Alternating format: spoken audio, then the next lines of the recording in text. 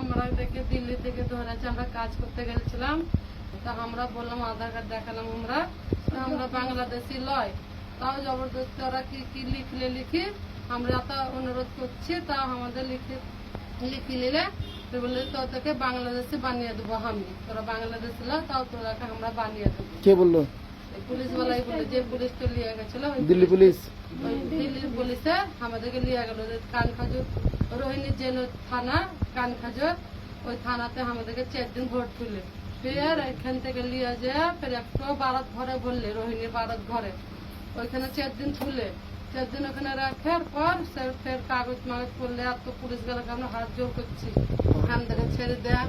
আমরা বাংলাদেশ আমাদের আধার কার্ড তো আপনি নিলেন, সবকিছু নিলেন, ডকুমেন্টস নিলে, মোবাইলও কেড়ে নিল, ওদের বড় মোবাইল কিচ্ছু দিলে না আমাদেরকে আনতে, না 10টা টাকা দিলে, ওইখানে অত্যাচার করলে, মারলে, ধরলে, আমাদেরকে জবরদস্তি লিখলে, ফটো খিচলে, চিহ্ন নিলে, কত নাকে তিল, কত কিসের তিল, সব জিনিসের চিহ্ন নিলে ওরা নিয়ে ফের ওরা বাংলাদেশে বানান দিল আমাদেরকে। আর কোন জায়গায় আরেক জায়গায় নিয়ে গেছিল আমাদেরকে, ওখানেও আমাদেরকে কাগজ দেখালে, কম্পিউটারে ফটো নিলে, মেডিকেল করালে, হাসপাতালে নিয়ে যে মেডিকেল করলে জবরদস্তি আমাদের মারছি, যায় না তাও গাড়িতে চড়বে সময় আমাদেরকে সবাইকে মারছে, মেলায় মারছে আমাদেরকে, পুলিশ অত্যাচার করছে আমাদেরকে।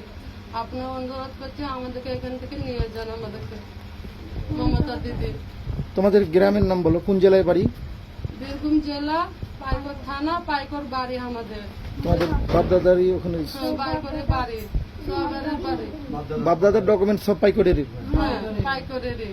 ওই লেগে মমতা দিদি আমাদের একটু সাহায্য করে না, আমরা খেতে পাই না, একটা কাপড়ে পরে আছে, আমরা রাস্তায় ভটকি বেড়াচ্ছি, এটা অন্যজনের ঘরে এক্ষুনি ফটো খিচলে আমাদের সেই লেগে নিয়ে এলো, না তো আমরা বারান্দা বাইরে ঘুমাচ্ছি, বাচ্চাদেরকে নিয়ে মশাই কামড়াচ্ছে আমাদেরকে গো, একদিন আমাদের রক্ষা করে নিয়ে চলেন আমাদেরকে। একটু কাপড়ে আমরা চেয়ে চুনতে বাচ্চাদেরকে খিলাচ্ছি, কাজ নেই, কিচ্ছু নেই, কি করবো? এটাতে ঘর নেই, বাড়ি নেই, আমরা কোথায় যাবো বলেন আপনারা? আমাদের দেশ পাঠান কেন মমতা দিদি আমাদেরকে? আপনার